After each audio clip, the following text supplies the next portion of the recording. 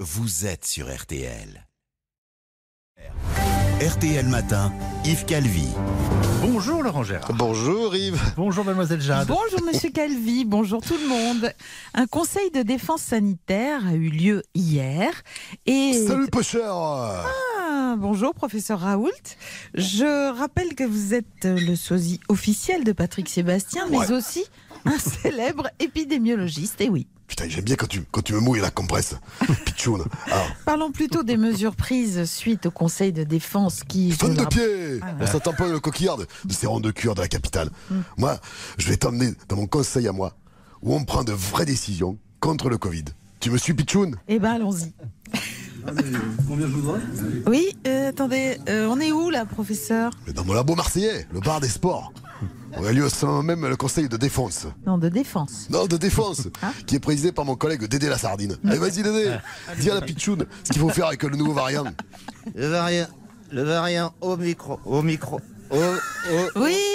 on a compris. Le variant Omicron, on dit. Non, le variant Omicron 11. Si tu le mets, le variant Omicron 11, il meurt. Oh, il est génial mon Dédé. T'as vu, c'est sa rigueur scientifique. Oui, c'est n'importe quoi. Hein. Si, c'est Je veux que le pass. Le pass sanitaire. Non. Le pastaga soit servi bien frais. Du pastaga et de la chloroquine. C'est ça qu'il faut contre le Covid. Et tu sais pourquoi? Je le crains. Parce que la chloroquine, c'est que de l'amour. Bonjour madame. Ah tiens, Marine Le Pen, bonjour. Qu'est-ce qui nous vaut l'honneur? Je promenais mon chat dans le quartier et j'ai vu qu'il y avait de la lumière à la rédaction d'RTL. Je me suis dit, On a on toujours. va passer vous donner des nouvelles. Mon voyage en Pologne par exemple. Je ne sais pas si on va avoir le temps, hein, Madame Le Pen. L'actualité politique est très chargée avec la désignation de Valérie Pécresse. Madame, c'est le bruit que fait mon chat quand un autre chat veut lui piquer ses croquettes. Bon, bah, je crois qu'on voit l'image. Vous pensez que Valérie Pécresse pourrait vous concurrencer? Il y a une blonde de trop dans cette campagne, madame. Au débat de l'entre-deux tours, il y aura un seul siège pour deux faces à Macron. C'est le mien, madame. Que comptez-vous faire face à Valérie Pécresse, en fait? Multiplier les coups de griffe, madame. Retrouvons maintenant Jean-Michel Apathy qui, comme chaque jour, anime son émission sur LCI. Bonjour et bienvenue dans les Experts Apathy, le rendez-vous journalistique impertinent et sans langue de bois qui reçoit justement aujourd'hui une journaliste aussi rigoureuse qu'opiniâtre. Bonjour Élise Lucet. Bonjour Monsieur Apathy. Après avoir traqué sans relâche les corrompus, les escrocs dans Cache Investigation, vous avez fait tomber l'ancien animateur de télévision et ministre Nicolas Hulot en donnant la parole aux présumées victimes de ces agressions sexuelles. Êtes-vous prête à tout pour faire éclore la vérité? Pourquoi? Vous avez quelque chose à vous reprocher, vous?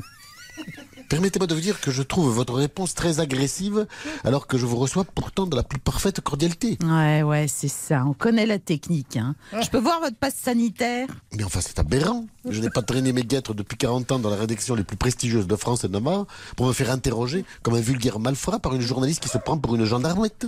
Passe sanitaire, j'ai dit. Et montrez-moi aussi vos papiers, votre dernier avis d'imposition. Hop, hop, hop, et que ça saute. Je préfère encore rendre l'antenne plutôt que de poursuivre cet interrogatoire répugnant. Je n'ai pas à répondre aux injections contaminatoires d'une journaliste hystérique. Et allez, outrage à agent, ça va te coûter cher, mon petit bonhomme. Allez hop, menottes. Mais arrêtez, mais enfin c'est aberrant.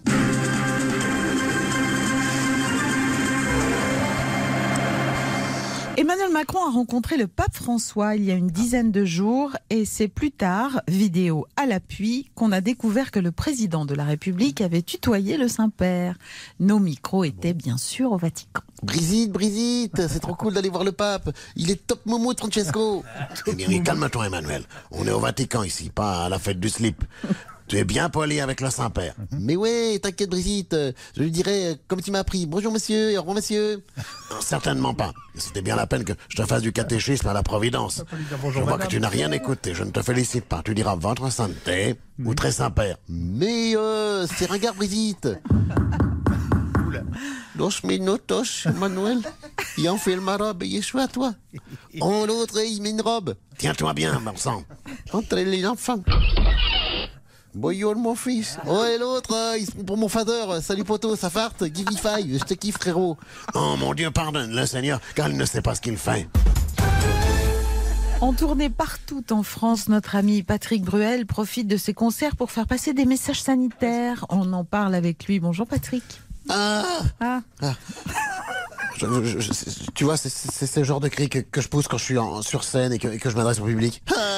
Oui, vous ne vous contentez pas de crier, vous prenez position en ce qui concerne le Covid. C'est vrai, j'ai souffert du Covid dans ma chair. Souvenez-vous, j'ai été obligé de faire des vidéos en survêt avec ma guitare devant ma bibliothèque. J'ai pris 10 kilos dans des restaurants clandestins. Je me suis fait vacciner 17 fois. 17 fois? Mais a priori, 3 doses suffisent pour le moment. Je sais, mais on n'est jamais trop prudent. Et puis je me suis fait vacciner en tant que chanteur, en tant qu'acteur, en tant que joueur de poker international, en tant que restaurateur, en tant que producteur d'huile d'olive, en tant que tout.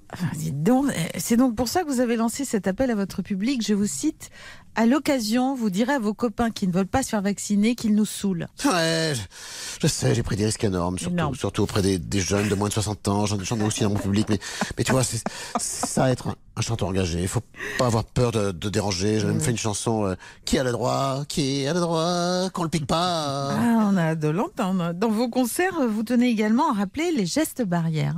C'est hyper important. Les gestes barrières.